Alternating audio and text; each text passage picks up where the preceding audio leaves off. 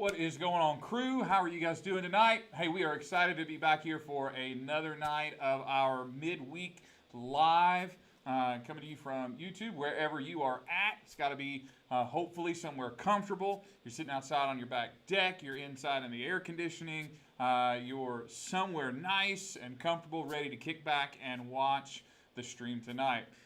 Just a reminder, I know we mentioned this many weeks ago, but I just want to remind you of some helpful things to do while you're watching the live stream. This goes for Wednesday nights. This goes for Sunday mornings as well. Hey, we want you to watch the stream on as big a screen as you can watch it. If you can throw the thing up on your TV, watch it up on your TV. If you can do that on a computer, do it on your computer. Make sure you have a device there possible for you to interact in the chat. We love that you guys are interacting in the chat. We'd love to see that here. Right? So we want you guys doing that. So if you throw that up on a big screen, you have the opportunity to do that. You also have your hands free to take notes or do something like that. So make sure that you're watching it there and make sure that you're writing stuff down. That way it kind of sticks. I know a lot of what we've been doing through this series, Why I Believe, is been a little bit heady. A lot of knowledge coming at you. And so sometimes it's helpful to write down a few things, write those notes, take those notes, and then that way you can come back and revisit those a day or two later to remind yourself of what you learned and kind of solidify that in your memory. I hope you've been finding these things helpful. We got one more night tonight as we go through that. And then we're going to jump into our next series. Speaking of that, next week we're going to be jumping into a series called Squad Up. Squad Up is about making friends and how we do that and how we understand those people, how those people around us influence us. We know that a lot of you guys are starting to think through the process of heading back to school. Some of you, that's a couple weeks away. Some of you, that's 3 or 4 weeks away. Some of you right now are planning on in class. Some of you are planning on virtual. But what we know is that there is a lot of anxiety around this. And some of that is, how do I interact with, how do I engage with friends? How do I do that in kind of this climate? We're going to look at how we think about our friendships in a gospel light through this series called Squad Up. And so we hope that you will join us. And we hope that you will think about how you can get your squad to join us in the live stream. We all know that you have that group of friends. Some of them are there with you. Shout them out if they're in the chat with you. Shoot them a reminder that, hey, live stream is going on, so that they can be watching tonight too. But hopefully you'll find ways to get them engaged and plugged in with what you are learning as well. Okay? But tonight we want to jump into what we're going to use as our last week of our series called Why I Believe. And tonight we're looking at an interesting topic, one that a lot of us kind of rally around. This is not one that's hard to come up with questions about. A lot of us have these questions, where tonight we're going to talk about why I believe in creation. Why I believe in creation. So if you have some questions about creation, if you have some questions about this, that, or the other, about something you've learned in school or whatever, go ahead and throw those in the chat. We want to hear those. We want to see what questions you have. We know this is a very pivotal topic for the believer. It is one that is at a center point of a lot of contention in society around us. And it is a topic that for a lot of people often makes or breaks their faith. I know I've had a few friends that have told me that they've come to faith in Christ because of the evidence of creation. And so we want to look at that a little bit tonight. All right. So if you have your Bibles, go ahead and jump into the book of Psalm 19. We're going to look at a verse there in just a second. If you don't have your Bible, go run get it. Don't worry. I don't see that you don't have it. So just jump up and go run grab it and come back to the screen. All right. We're going to look at Psalm 19 in just a second. Okay? All right. Hey, a lot of you guys, like we said, when we talk about creation, there's a lot of contention around that. A lot of you guys are hearing a lot of different things about creation, a lot of different things about the world around us. And when it comes to creation and creationism and what that means, you might have heard people say something along the lines of, I believe in science. I don't believe in fairy tales. You might have heard somebody say something like, I live by facts, not by faith, or science flies you to the moon, and religion flies you into buildings, or some of these crazy things that people say to kind of denote that the idea is that religion stands opposed to science, and that the two are at odds with each other. In fact, if you look at a lot of culture today, you'll see that a lot of culture today believes these two things are antithetical to each other, that they cannot and will not agree with each other. Okay? That is absolutely and completely false. That is not true at all, right? Rather, it is the exact opposite of the truth. When we look at science properly, when we do science properly, what we actually see is a thing that God has created to point us towards himself. And that's where we get to Psalm 19, right? So Psalm 19, listen to this. Psalm 19, verse 1 and 2. Here's what it says.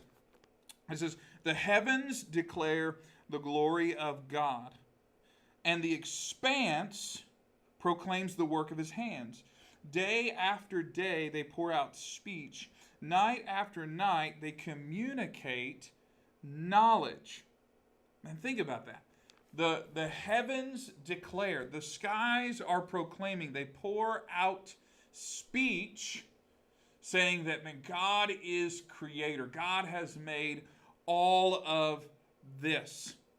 There is evidence in the world around us for a designer God who created all things and placed us in the middle of that creation, right? From the expanse of space to the tiniest little speck of DNA and everything in between, it all points towards a creator. Right? And so we're going to look at a lot of that tonight. And so the plan for tonight is to kind of be scattershot in picking some different things. There's so much evidence for creation, so much evidence for an intelligent designer God to have created, that there's no way that we could fit it all in an appropriate amount of time tonight. There's all sorts of resources out there that you could find. There's a great documentary called Is Genesis History? I would encourage you to look that up. I know you can find that on YouTube. I believe you can also find that on Netflix. It's just a wonderful documentary that examines the evidence for creation. They can get much more technical. They have a whole lot more time than I do right now. So we're just going to kind of be scattershot. We're going to pick a couple different real quick arguments kind of out of the ether to kind of point us to a creator. And then we're going to talk about why this is important. All right, we're going to talk about why it matters that we know and examine this type of evidence, okay?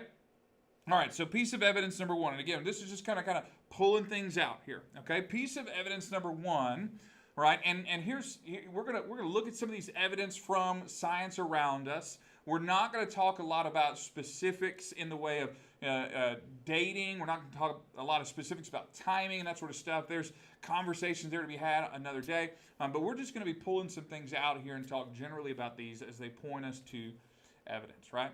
So the first one is a simple one and kind of a broad general piece of evidence. Quite a few years ago in science, there was this theory that came up that was supported by some evidence called the Big Bang Theory, or what sometimes called Big Bang cosmology, right? Early 20th century, scientists discovered the universe was expanding, all right? So that it means that it is not a constant size, but rather it is getting bigger. Right, well, they extrapolated from this idea that it is getting bigger. Stars, planets, entire galaxies are moving away from each other in every direction, as if at some point in history things exploded into being, right?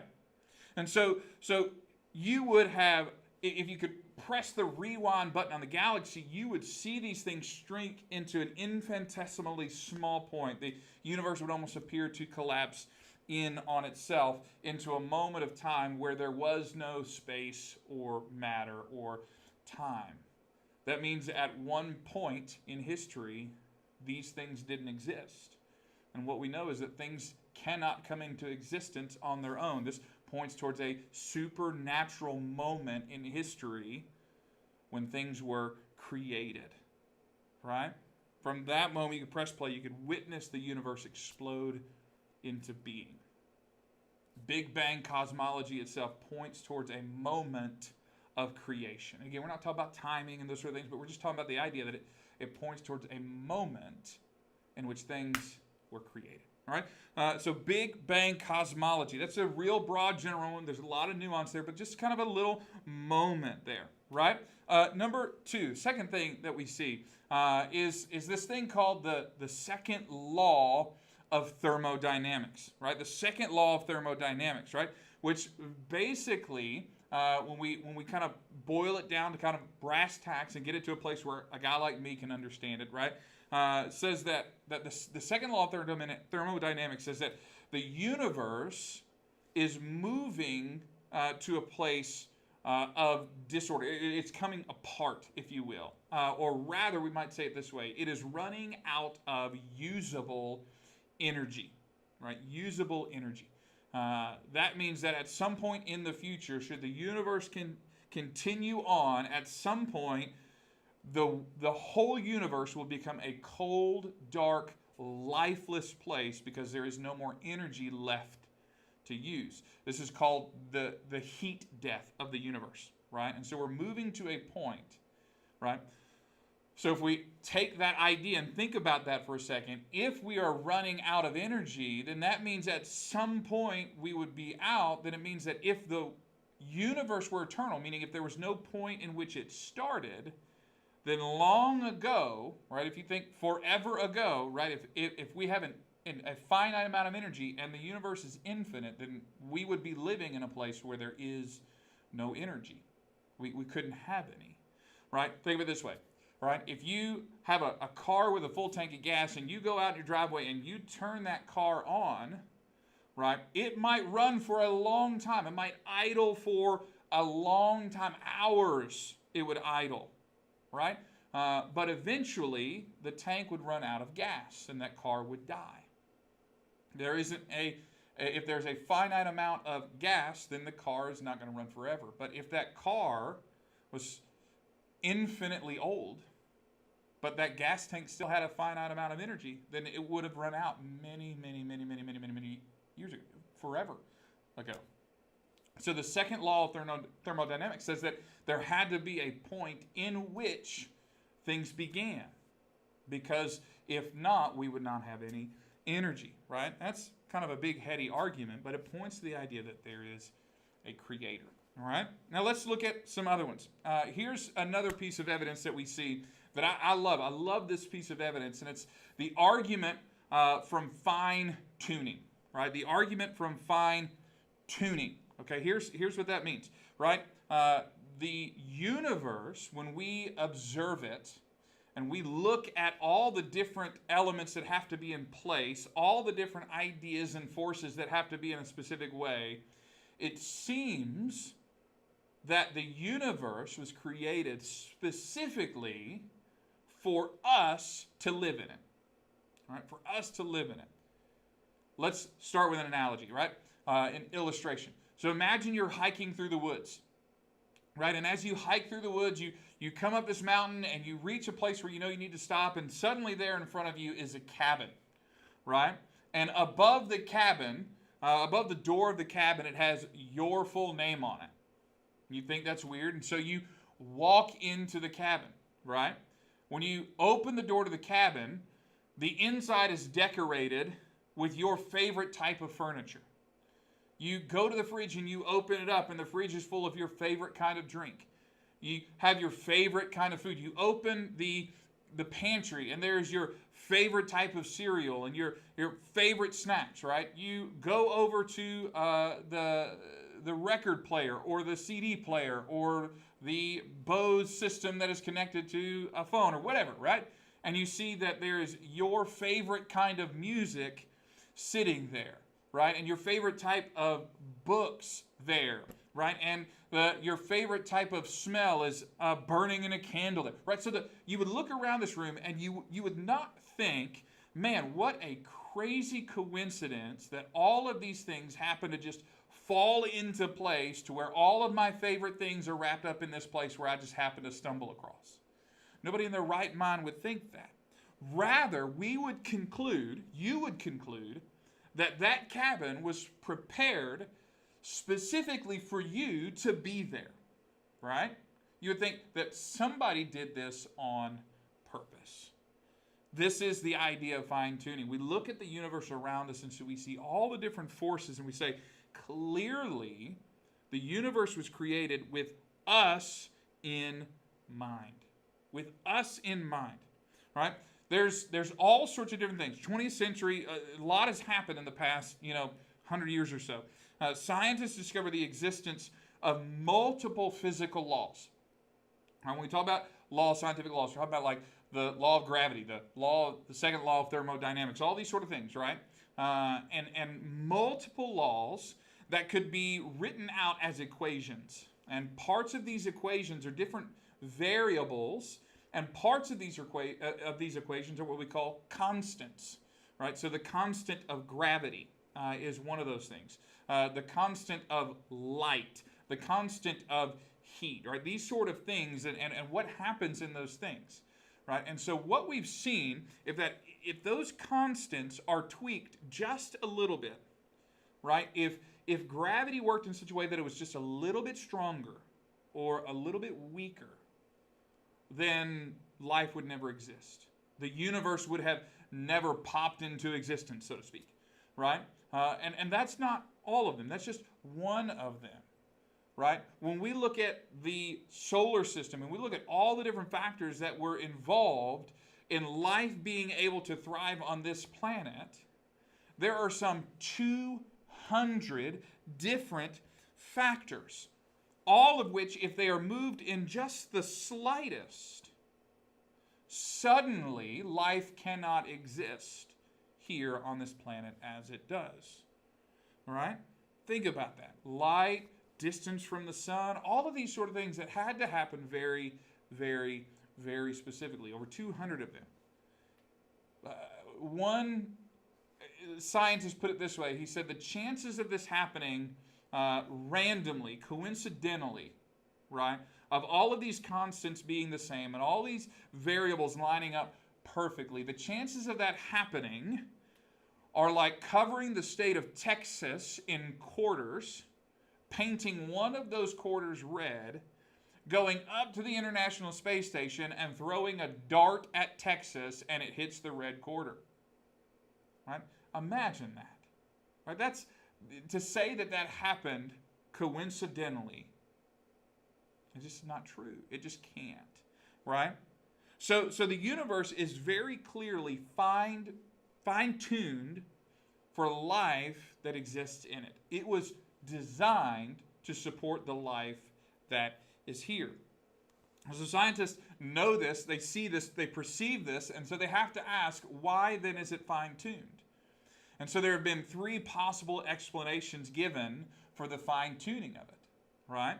Two of those don't hold up and one of them does. Let's look at them. First one, necessity. It says, well, maybe it was necessary for all of these things to exist as a will, meaning that they couldn't have possibly been any other way, right? Well, we see no reason in nature why gravity must exert itself the way that it does, why light must move the way that it does, why heat, energy moves and dissipates the way. There's no reason that they have to be that way. They just are. So we can throw necessity out the window. The second one is chance, which would say that we just hit kind of the universal philosophical jackpot in which all of these things just lined up the way that they should. Right? It'd be just another illustration. It'd be like the ocean being full of blue marbles. And there is in all of the ocean one red marble. And you walk out into that ocean of blue marbles, stick your hand blindly in, you pick one marble out, and there's the red one.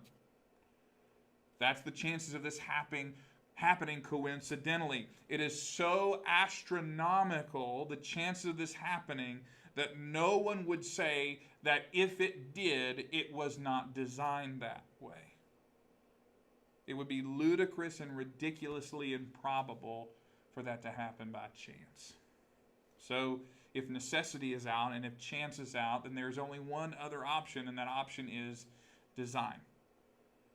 That the world was created by a divine intellect purposefully to hold the life that is here in it. The fine-tuning of the universe points us towards a fine tuner, somebody who designed it that way.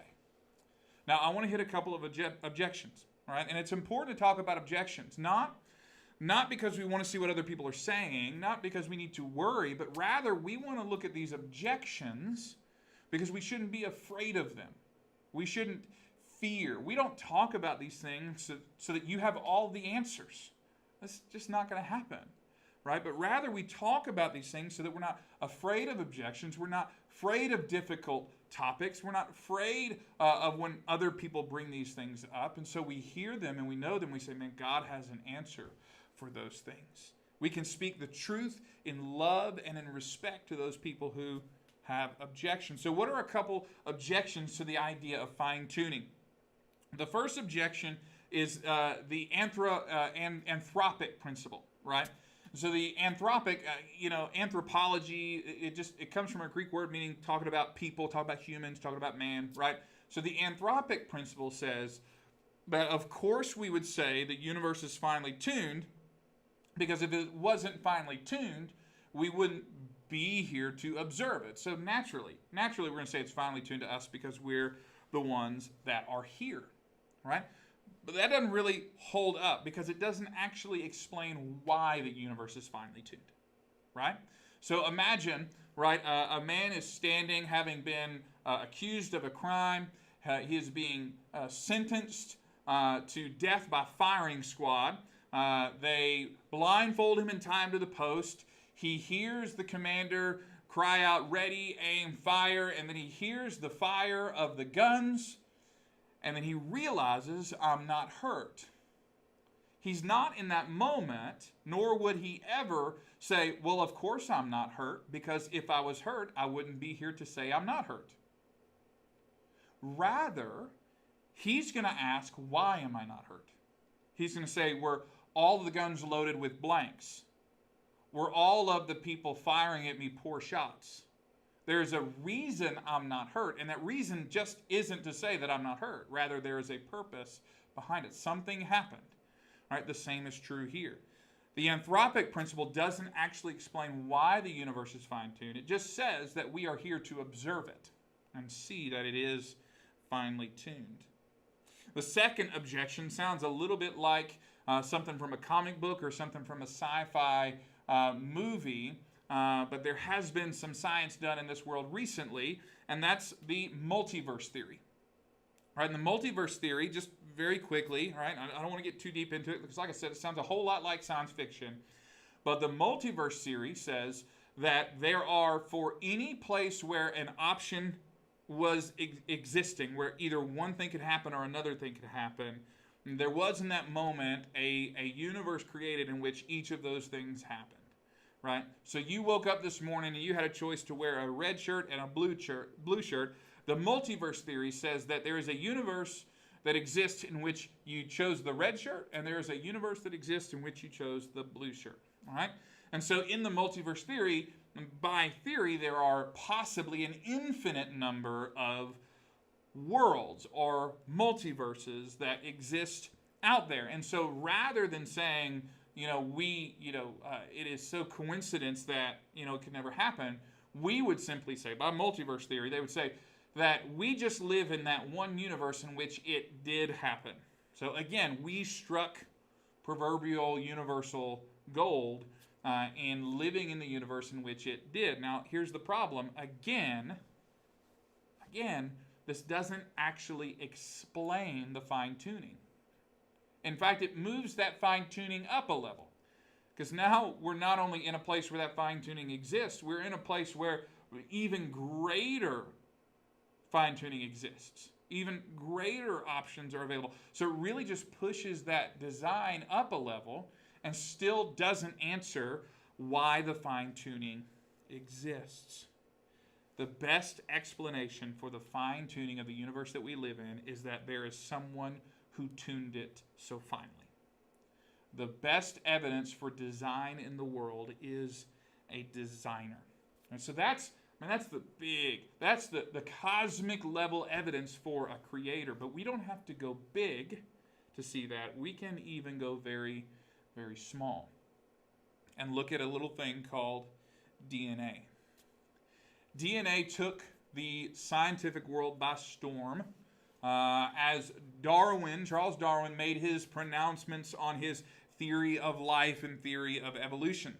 But even as Darwin and scientists rallied around that theory of evolution, they were not aware of how unbelievably complex life really, really was.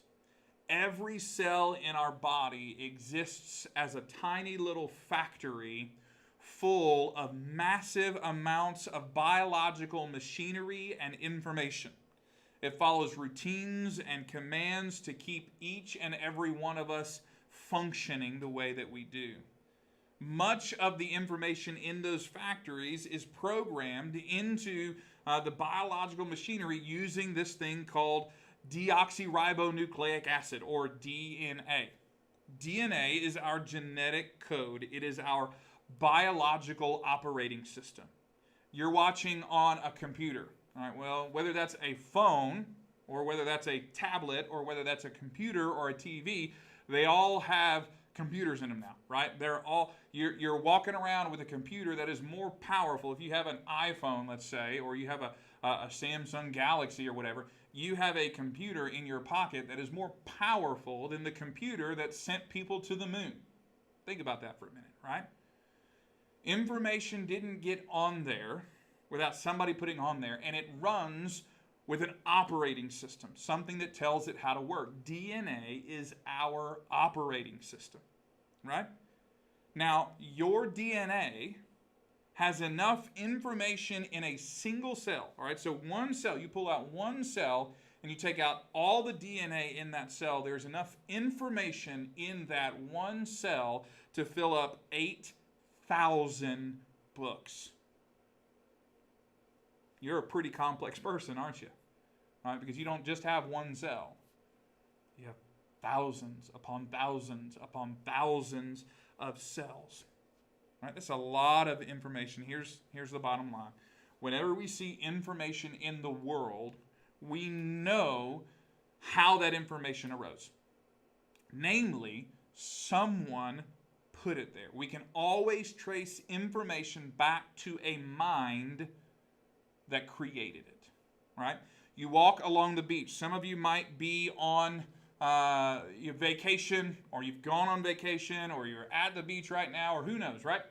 And you're walking along the beach, and you see in the sand the words, "John loves Mary." Now, you're not going to look down and see "John loves Mary" and think, man, those waves are unbelievably coincidental.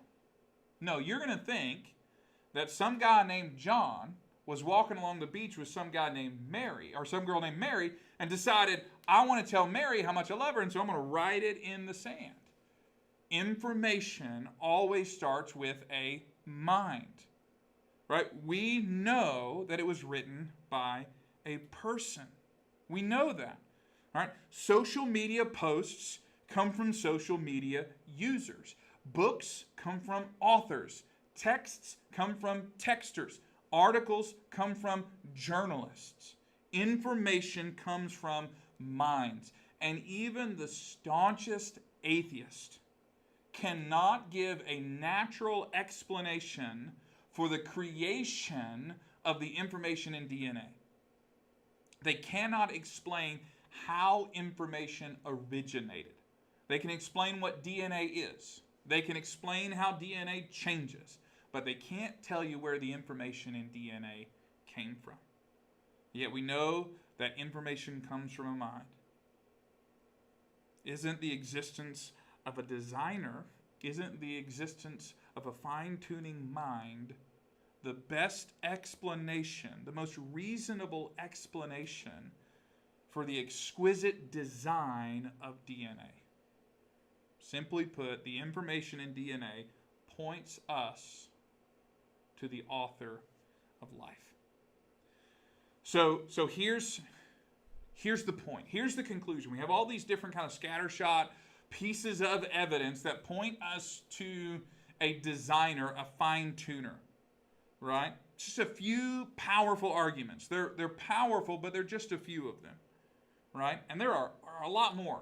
You might You might think, how could there be many more? But there are a lot more. Again, I would encourage you to watch that documentary is Genesis History. There's a lot more arguments there than I've presented here. Right? Science is not against faith. Science done well confirms faith. And this matters for how we view ourselves as part of God's creation. Psalm 8, verse 3 and 4, I want you to hear this. King David reflects on the wonder of God's concern for mankind in light of creation. I'd love to, for just a moment, exist in King David's time, or find a place where I could exist in King David's kind of atmosphere, because I think about the world that I live in, and this is something I saw on vacation. You go to the beach, and it's pretty awesome because almost all of the light pollution around you is one-sided. So you get to the beach, and you can get 5 or 10 yards out into the water at night, and you can look, and all the light is behind you, and you can see just in part the beauty of the sky and the stars and the solar system. And we saw while we were there just the panorama of part of one of the arms of the Milky Way galaxy, and you look at all of that, and you look and you just wonder. And King David looked out. He had this beautiful vista, and I just kind of imagine him going out on his balcony and looking out at the world around him, and he wrote lines like this in Psalm 8, verse 3 and 4. It says, "When I look at your heavens, the work of your fingers, the moon and the stars which you have set in place, what is man that you are mindful of him, and the Son of Man that you care for him?" Think about that for just one moment.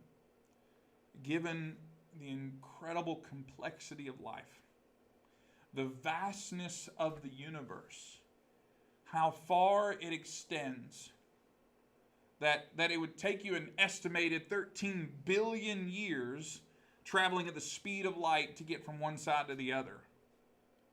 And God created all of that, controls all of that, and every small, tiny little thing and huge thing.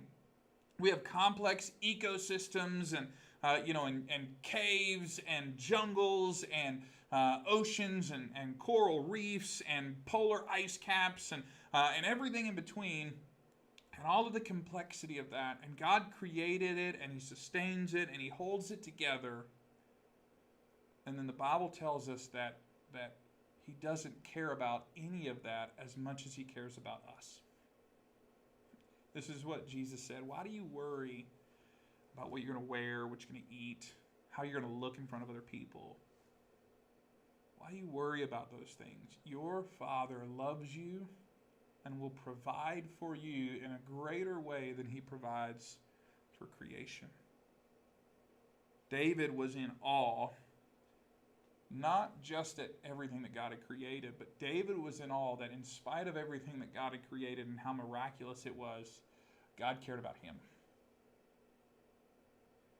God cares about you. You can look around the world and be in awe of all that, but be in awe that the God who created it knows you personally and calls to you personally to follow Him,